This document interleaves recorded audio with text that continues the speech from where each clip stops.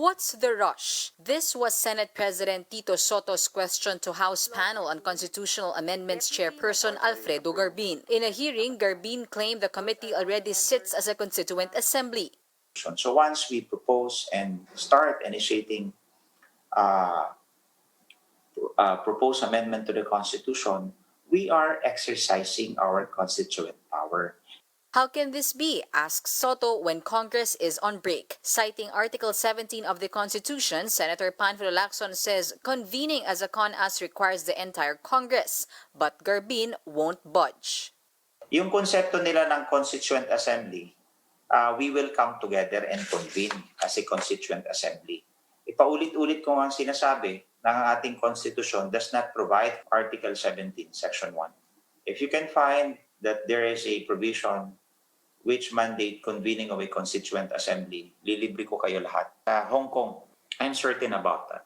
But a constitutionalist disagrees. Attorney Michael Henry Yusinko, a senior research fellow at the Ateneo School of Government, says both chambers first have to tackle and vote on a joint resolution calling for a CONAS.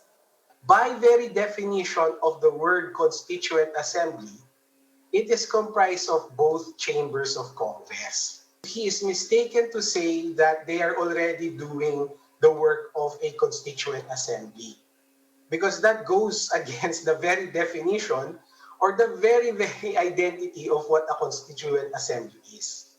Yusinko cited the three ways by which the Constitution can be amended. One is through a constitutional convention with elected delegates. Another is via a people's initiative. And lastly, through a Constituent Assembly convened by both chambers.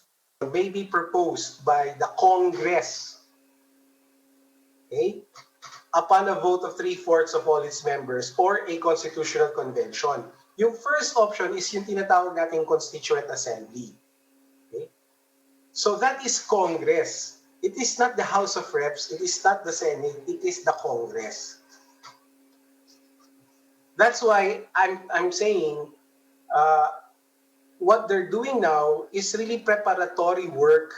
But should the 3/4 votes be done separately by the two houses, some senators want to vote separately, as their 24 votes might seem insignificant compared to almost 300 House representatives. Senate Minority Leader Franklin Drilon says House lawmakers are trying to hijack the powers of a Constituent Assembly. One of the supporters of the lower house's economic amendments, former Socio-Economic Planning Secretary Ernesto Pernia, tells the chiefs that he will withdraw his support should revisions go beyond economic provisions.